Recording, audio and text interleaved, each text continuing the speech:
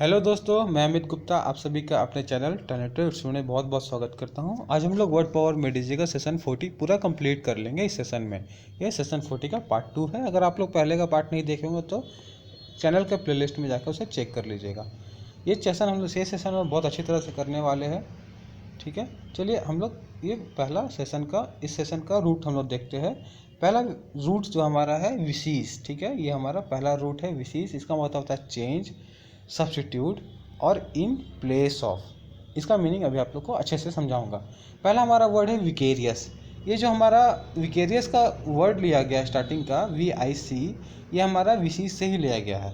इसका मतलब होता है कि किसी चीज़ का सब्स्टिट्यूट इन प्लेस ऑफ। तो इसका रियल मीनिंग क्या है? Emotion experienced without direct participation, second hand feeling. तो इसको थोड़ा सा इलाबोरेट करते हैं अच्छे से। जैसे मान लीजिए मेरा फ्रेंड गया था कहीं घूमने के लिए, आगरा या फिर दिल्ली, कहीं पे भी गया घूमने के लिए। वो वहाँ से घूम के आया और मुझे एक एक चीज़ पूरे अच्छे से डिटेल में बताया। तो मुझे ऐसा फीलिंग हुआ कि मैं भी वहाँ से घूम के आ गया हूँ। तो इस फीलिंग को विकैरियस फीलिंग कहेंगे हम लोग, ठीक है। और हम लोग जैसा मानते हैं कि कोई मूवी देख रहे हैं, कोई लव स्टोरी है, उस लव स्टोरी में इतना अच्छे डीप में हम लोग उस मूवी को देखे, इतने अच्छे फीलिंग के साथ देखे कि हम लोग उस मूवी को पूरा फील कर लिए। उस हीरो जो वो हीरो या जो हीरोइन जो भी हो, जो जैसा फीलिंग कर रहा था वैसा फीलिंग हम लोग पूरा फील कर लिए उसके लव स्टोरी को। तो वैसा फीलिंग को विकैरियस फीलिंग कहेंगे।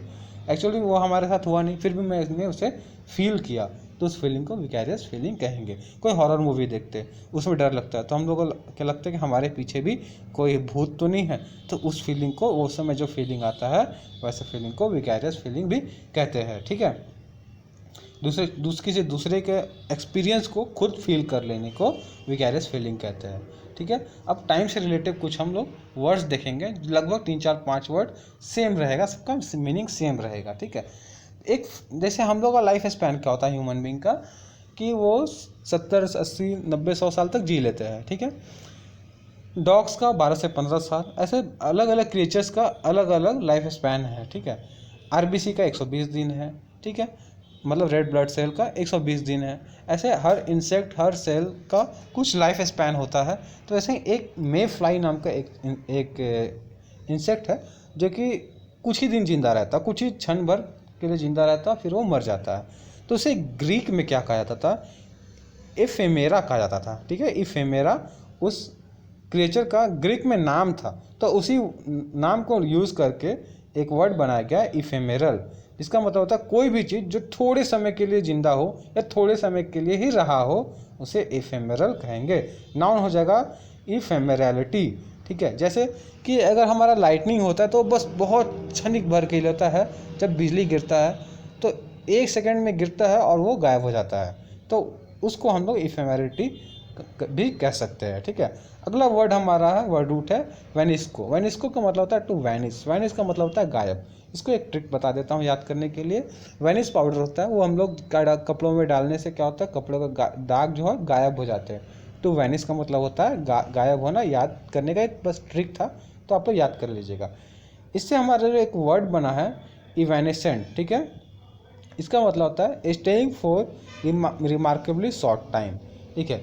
वैनिश का मतलब होता है फिर गायब होना, और ई मतलब होता है, ई जो हमारा एक प्रीफिक्स है जिसका मतलब होता है आउट, बाहर हो जाना, ठीक है। तो तुरंत वो बाहर होके गायब हो गया कोई भी चीज़। तो इवेनिसेंट मतलब होता है बहुत ही छोटे समय के लिए ही रहना और फिर गायब हो जाना, वैनिश हो जाना, ठीक है। अब हम लोग अगला वर्ड देखते हैं, सफिक्स रूट है ESCE। इसका मतलब होता है begin to, becoming. Beginning to किसी चीज़ का बिगिनिंग हो रहा है, वो प्रोसेस में चल रहा है। तो देखिए 2 वर्ड इसका एग्जांपल के लिए लिए है, ठीक है। एडोलेसेंट, ठीक है, एडोलसेंट, और दूसरा ऑब्सोलेसेंट, ठीक है, ऑब्सोलेसेंट, ठीक है। तो बिगिनिंग ऑफ ग्रो अप, जब हम लोग एडल्ट होते हैं तो क्या हमारा एक टाइम आता है जब हम लोग यंग एज से बड़े होने लगते हैं और एडल्ट एज में आने लगते हैं। तो वो जो फेज होता है उसे क्या कहेंगे? एडोलेसेंट, ठीक है। और हमारा ऑब्सोलीट मतलब क्या होता है? जो बहुत ही पुराना हो चुका है, जो अब हमारे यूज़ में नहीं है, ठीक है। तो अगर कोई चीज़ ऑब्सोलेसेंट प्रोसेस में है, ऑब्सोलेसेंट हो रहा है, तो इसका मतलब हो रहा है क्या, कि वो अब हमारे यूज़ से बाहर होते जा रहा है। जैसे कुछ बहुत सारे पुराने बाइक्स होंगे, कार होंगे, तो वो अभी भी यूज़ हो रहे हैं, बट ऐसा नहीं है कि अब यूज़ नहीं हो रहे, बट अब ऐसा प्रोसेस में पहुंच गया है कि बिल्कुल उससे लोग यूज़ करना बंद कर दिए हैं और ट्रेंडिंग में नहीं है, बिल्कुल पुराना हो रहा है और धीरे धीरे और पुराना हो जाएगा, कुछ दिन में पूरी तरह से उसे यूज़ करना बंद कर दिया जाएगा। तो इस सेंस में भी हम लोग ऑब्सोलेसेंट बोल सकते हैं, ठीक है। चलिए अब हम लोग नेक्स्ट आते हैं यू, ठीक है। यू एक रूट है जिसका मतलब होता है गुड, फेमे मतलब वॉइस, फोनी मतलब साउंड, लोगोज मतलब हम लोग वर्ड और स्पीच होता है, और हम लोग साइंस और स्टडी भी पहले पढ़ चुके हैं, ठीक है। थैनेटोस मतलब डेट। ये कुछ वर्ड रूट्स हैं, इसको यूज़ करके अब आगे का वर्ड हम लोग का बनेगा, ठीक है। यूफेमिज्म, ठीक है। यूफेमिज्म तो देखिए ई यू से हो जाएगा गुड, और फेमे मतलब होता है वॉइस, आवाज़, ठीक है। मतलब आवाज़, सॉरी आवाज़ नहीं, वॉइस जो भी है बोलने का तरीका। तो something said in good voice मतलब किसी चीज़ को अच्छे वॉइस में, अच्छे आवाज़ में बोलना। और लगता है वीडियो क्वालिटी उतना बढ़िया नहीं हो पा रहा है, ठीक है।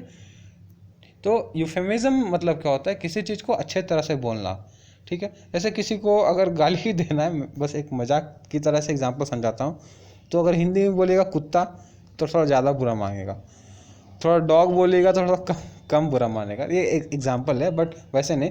किसी बूढ़े आदमी को अगर आप ओल्ड पर्सन बोलिएगा तो थोड़ा बुरा मान सकता है, बट सीनियर सिटीजन बोलिएगा तो थोड़ा कम बुरा मानेगा या फिर नहीं भी मान सकता है। तो किसी भी खराब वर्ड को या फिर किसी भी थोड़ा से अनप्लीजेंट वर्ड को प्लीजेंट वे में बोलने को तरीका को यूफेमिज्म कहते हैं, ठीक है। अगला हम लोग देखते हैं यूफोनी, ठीक है। गुड साउंड और प्लीजेंट टू हियर, जो भी प्यार से किसी चीज़ को बोलने को यूफोनी भी कहते हैं।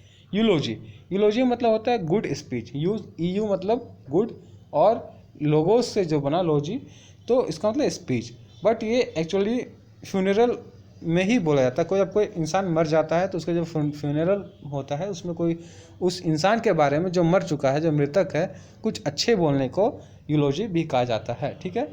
यूफोरिया मतलब good feeling, an extremely strong feeling of happiness. Generally ये फीलिंग कब आता है, जब आप किसी लड़की को बहुत बहुत बहुत पसंद करते हो, आप प्रपोज किए और वो हाँ बोल दी, तो उस टाइम वाला फीलिंग को यूफोरिया भी कहा जा सकता है, ठीक है। चलिए और यूथैंजिया, ठीक है। यूथैंजिया, यू मतलब हो गया गुड, थैंजिया से हम लोग पढ़े थे डेड, तो गुड डेथ। तो गुड डेथ क्या हो सकता है, अच्छे से मरना क्या हो सकता है, मतलब पेनलेस डेथ, ऐसा मृत्यु जिसमें इंसान को ज़रा सा भी पेन नहीं हुआ हो। या फिर एक ये प्रैक्टिस ऐसा भी है, किसी इंसान को जो मरना चाहता है, किसी को बीमारी से वो ग्रस्त है, वो मरना चाहता है, तो उसे मृत्यु दे देना को यूफेंसिया भी कहा जा सकता है, ठीक है। अब हम लोग इन कुछ वर्ड को खोजने में बहुत मुश्किल लगा। ये एक्चुअली वर्ड पावर मेडिजी में इसका रूट नहीं दिया हुआ था, इसमें बहुत नेट में सर्च करना पड़ा है तब मिला है इसका वर्ड रूट, ठीक है। बैडिनेज, ठीक है। बैडिनेज का एक वर्ड रूट है बैडीन, इसका मतलब था प्लेफुल। तो बैडिनेज से इसी वर्ड रूट से बना कि किसी को मान लीजिए हम लोग टीज कर रहे हैं, किसी को चिढ़ा रहे हैं, बस इतना ही चिढ़ा रहे हैं कि वो ज़्यादा भी बुरा नहीं मान रहा है, वो उसको खतरा घाव नहीं हो रहा है, मतलब बहुत ही ऐसा नहीं कि किसी को हम चिढ़ाया और वो जाके फांसी लगा लिया तो वो बहुत ही खतरनाक है, वैसा नहीं। मान लीजिए किसी को थोड़ा मोड़ा हम लोग चिढ़ाते रहते हैं, दोस्त को मोटा थोड़ा सा मजाक करने का तरीका से कि तुम पागल है, ये वो कुछ भी, तो वैसे कन्वर्सेशन को बैडिनेज कहा जा सकता है, ठीक है।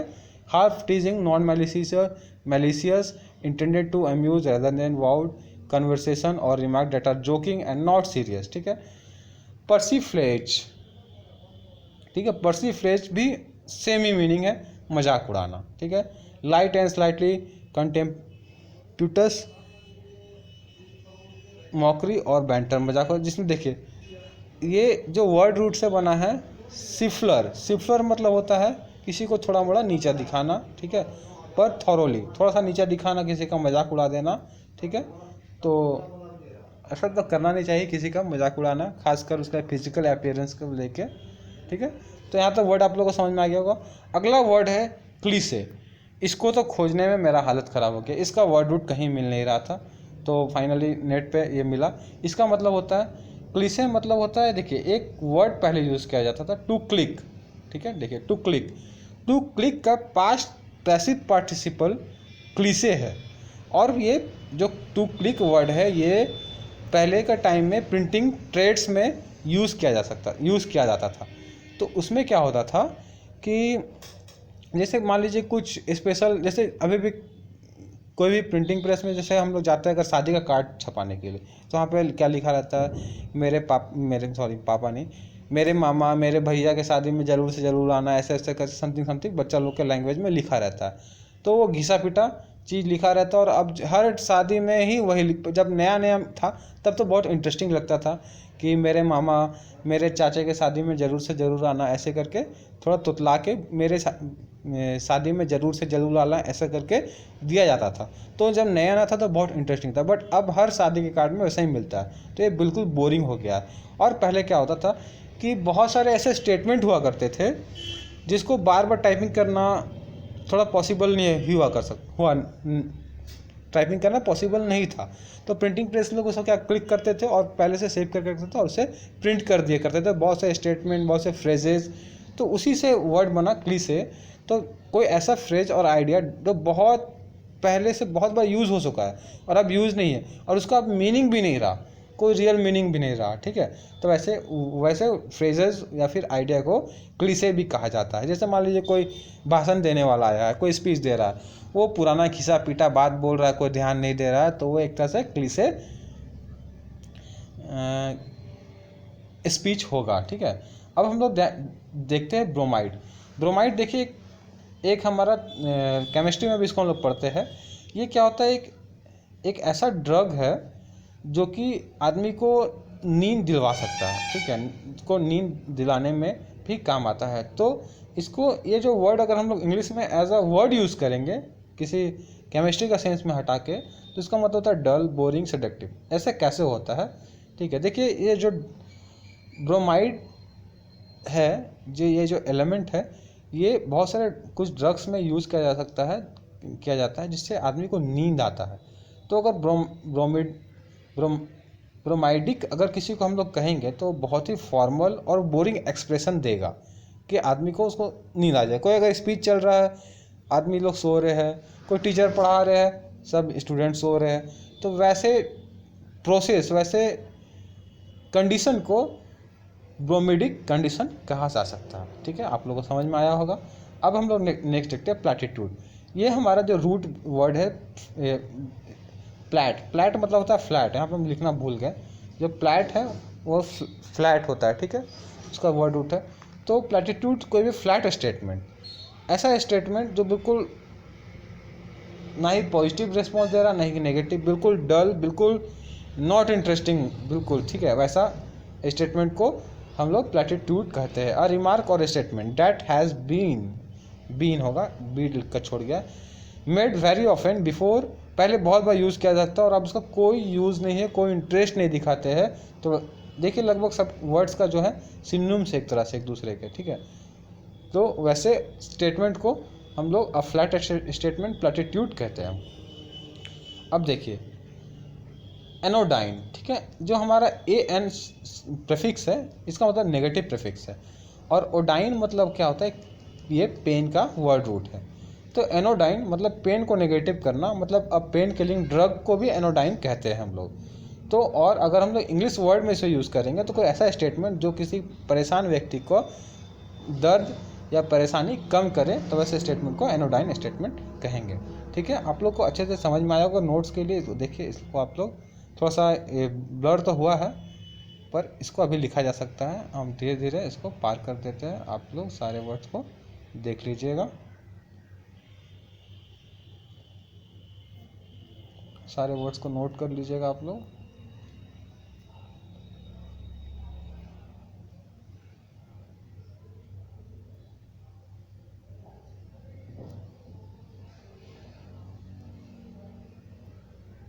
ठीक है, थैंक यू।